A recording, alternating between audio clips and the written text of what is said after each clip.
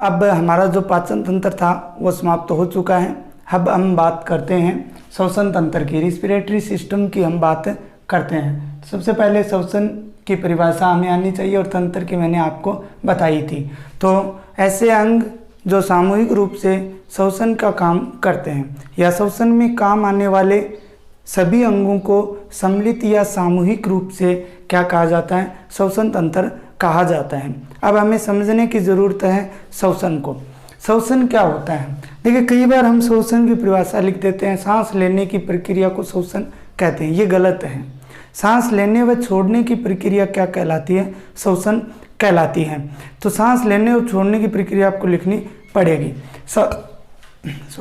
जब हम ऊर्जा, शरीर को ऊर्जा चाहिए, काम करने के लिए ऊर्जा चाहिए, ऊर्जा प्राप्त, शरीर को ऊर्जा प्राप्त करने के लिए वो O2 को, वायुमंडलीय जो ऑक्सीजन है उसको ग्रहण करता है, O2 को ग्रहण करता है, तथा जो हानिकारक गैस बनती है CO2 उसको शरीर से बाहर निकालता है। और इस CO2 को फिर पौधे लेते हैं, पौधे प्रकाश संश्लेषण करते हैं जिससे भोजन बनता है और वो भोजन हम विभिन्न खाद्य पदार्थों के रूप में खाते हैं। ठीक है, तो हम यहाँ पे श्वसन की बात करें तो O2 का वायुमंडलीय ऑक्सीजन को ग्रहण करना और CO2 को या कार्बन डाइऑक्साइड को शरीर से बाहर निकालना क्या कहलाता है? श्वसन कहलाता है।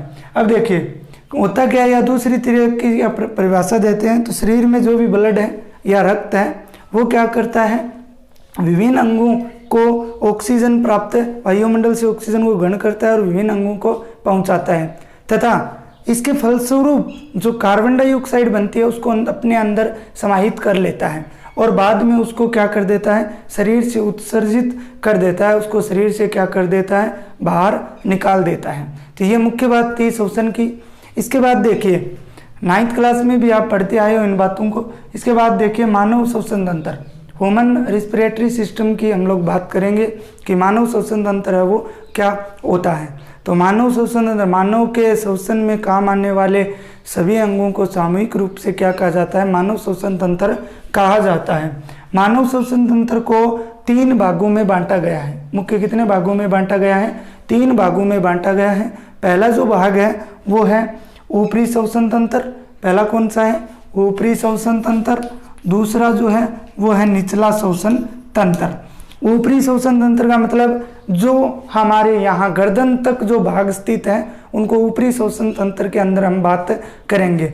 जैसे मुख है, नासिका है, घर्षणी है और स्वरी यंत्र है, लेरिंक्स जिनको बोला जाता है, उनकी हम ऊपरी श्वसन तंत्र में बात करेंगे।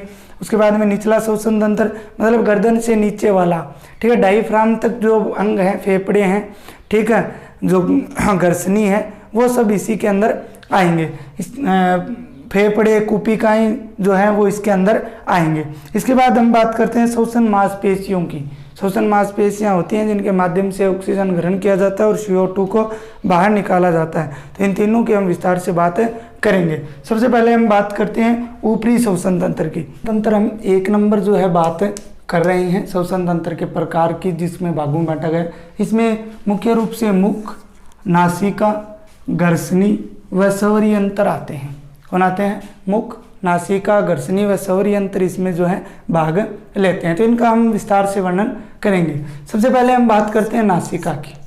ठीक है, नासिका जो होती है, नाक जिसे हम बोलते हैं, नोज जिसे हम बोला जाता है, नासिका जो होती है ये क्या होती है सबको पता है, लेकिन ये बात आपको पता होनी चाहिए श्वसन की क्रिया के लिए ये जो है प्रथम अंग होता है। श्वसन के लिए पहला श्वसन अंग यही होता है, जो एक जोड़ी नासाद्वार द्वारा आपको देखने पे हम दूसरे की देख सकते हैं, अपने देख नहीं सकते, आईने के अंदर देख सकते हैं। तो 2 नासाद्वार, एक जोड़ी नासाद्वार या 2 नासाद्वार द्वारा ये दिखाई देता है। ये 2 नासाद्वार क्यों बनते हैं? इन नास जो होती है उसके अंदर पतली हड्डी एवं झिल्ली होती है जो इसको 2 भागों में डिवाइड कर देती है। कितने भागों में डिवाइड कर देती है?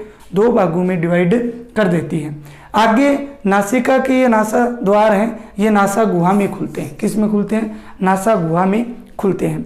नासा गुहा का जो पृष्ठ भाग होता है वो आगे चलकर नासा घर्षणी में खुलता है। किस में खुलता है? नासा घर्षणी के अंदर खुलता है। नासा गुहा, नासा द्वार जो नासा गुहा के अंदर खुलते हैं, जो नाक के अंदर वाला भाग है उसे नासा गुहा कहा जाता है। तो इसका पृष्ठ पीछे वाला भाग है, लास्ट का जो भाग है वो नासाग्रसनी में खुलता है। हमने पाचन के अंदर इसकी बात की थी।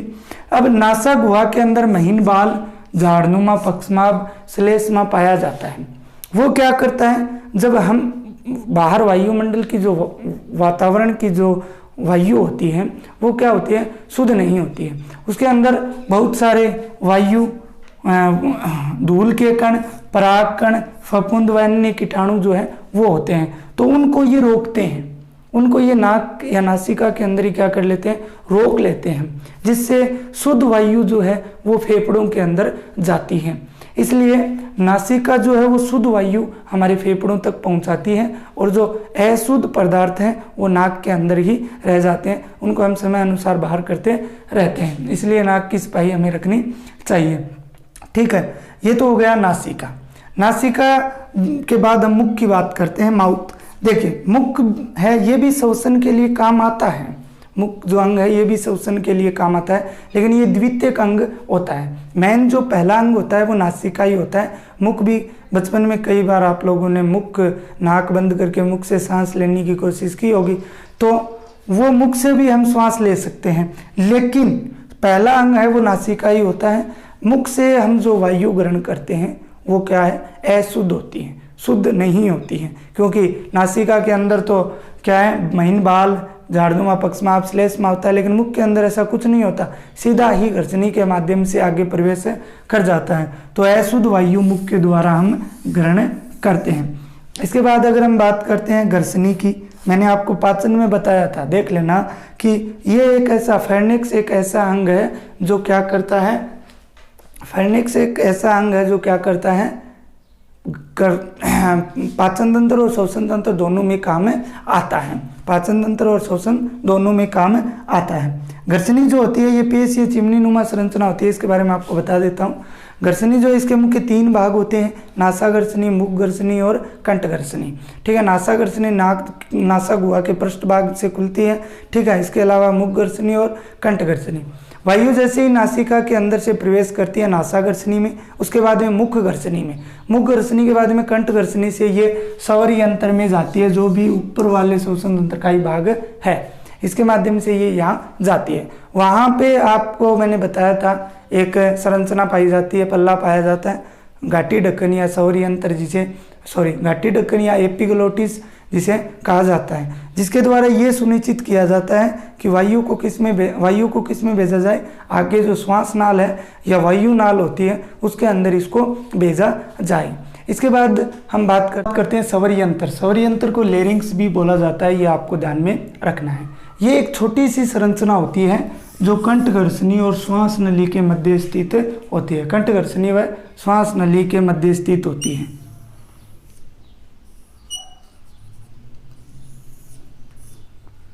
ठीक है, ये नासा घर्षणी, ये मुख घर्षणी, ठीक है, और ये कंठ घर्षणी। ठीक है, और ये नीचे की तरफ आने के बाद क्या होती है, श्वास नली की अगर हम बात करें वो होती है। तो यहाँ पर ये स्थित होती है, एक छोटी सी संरचना ये होती है जो क्या है, पाई जाती है। उसे क्या बोलते हैं, स्वर यंत्र या लेरिंग्स बोलते हैं। ये 9 प्रकार की उपास्थियों से मिलकर बनी होती है। कितने प्रकार की उपास्थियों से मिलकर बनी होती है, 9 प्रकार की उपास्थियों से मिलकर ये बनी हुई होती है।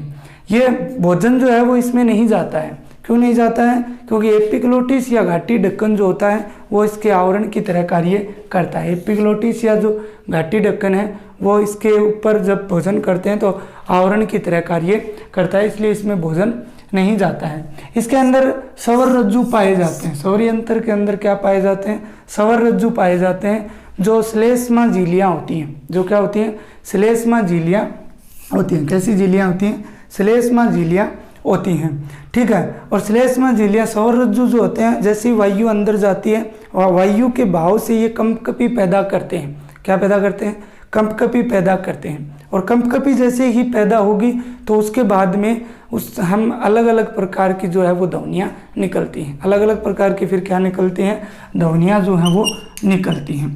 ठीक है, ये स्वर यंत्र होता है जो श्वसन तंत्र का एक मुख्य भाग होता है।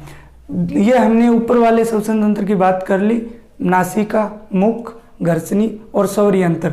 अब बात करते हैं निचले श्वसन तंत्र की। निचले श्वसन तंत्र में मुख्य 3 अंग आते हैं। पहला इंपॉर्टेंट श्वास नली, कौन सा? श्वास नली।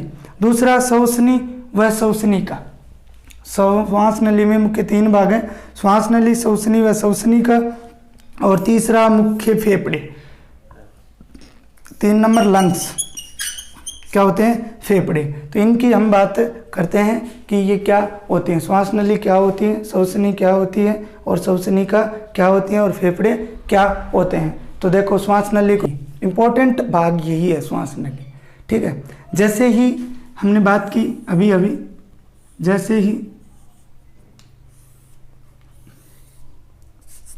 मान लीजिए ये एक डायग्राम है, कल आपको इसके बारे में विस्तार से डायग्राम बना के बताऊंगा, ठीक है। ये वक्ष गुहा आ गई। जैसे ही घर्षणी आगे आती है, आने के बाद में श्वास नली इस प्रकार से वक्ष गुहा में, ये पेश जो पंसलियाँ हैं वो हो गई, इस प्रकार से आगे प्रवेश है, इस प्रकार से आगे वक्ष गुहा में प्रवेश करती है। देखते हैं क्या होती है। यह लगभग 5 इंच लंबी नलिका होती है। 5 इंच लंबी क्या होती है? नलिका होती है। ये जो होती है, प्रश्न कई बार पूछा गया है, कूट स्तरीय पक्षमाभि स्तंभाकार उपकला द्वारा, कौन सी उपकला? कूट स्तरीय पक्षमाभि स्तंभाकार उपकला। तो यह नाम कई बार पूछा गया है। द्वारा रेखित सी आकार के उपास्थल छल्लों से बनी होती है। फिर से सुन लो, कूट स्तरीय पक्षमाभि स्तंभाकार उपकला द्वारा रेखित सी आकार के उपास्थल छल्लों से ये बनी हुई होती हैं। ये छल्ले क्या करते हैं? इस प्रकार से देखिए बनी ये होती है, ये स्वररज्जु हो गया। इसके बाद में ये इस प्रकार से सी प्रकार के उपास्थल छल्लों से ये बनी हुई होती है। इस प्रकार से कल इसके डायग्राम की हम बात करेंगे। उपास्थल छल्लों से मिलकर ये बनी हुई होती है। देखिए ये उपास्थल छल्ले क्या काम करते हैं? ये काम करते हैं इस श्वास नली को आपस में चिपकने नहीं देते हैं। आपस में क्या नहीं करने देते हैं? चिपकने नहीं देते हैं। हमेशा उसको क्या रखते हैं? खुला रखते हैं, ठीक है। श्वास जो है वो गर्दन से, श्वास नली श्वास को ग्रहण करके गर्दन या गिरवा से कहाँ पहुंचाती है? वक्ष स्थल में पहुंचाती है। ये स्वरयंत्र हो गया, इस प्रकार से आगे ये स्थित होती है सी प्रकार के उपास्थल छल्लों से। वक्ष स्थल या वक्ष गुहा में जाने के बाद ये 2 भागों में बंट जाती है, एक दायां भाग और एक बायां भाग में ये बंट जाती है। एक तो दायां भाग हो गया, एक बायां भाग हो गया, 2 भागों में ये बंट जाती है, ठीक है। इनको बोला जाता है प्राथमिक श्वसनी कहा जाता है। क्या कहा जाता है? प्राथमिक श्वसनी कहा जाता है। इसके अलावा जो श्वास नली है, इसकी जो उपकला होती है, पक्षमाभि उपकला होती है, उसके द्वारा श्लेष्मा का स्राव किया जाता है, जो वायु को शुद्ध करता है। शुद्ध वायु अगर होती है तो उसको क्या करता है? शुद्ध करता है। और शुद्ध वायु को आगे फिर कहाँ पहुँचाया जाता है? फेफड़ों के अंदर पहुँचाया जाता है। तो आज के लिए इतना ही। कल इसका विस्तार से हम डायग्राम बनाकर इसकी विस्तार से बात करेंगे।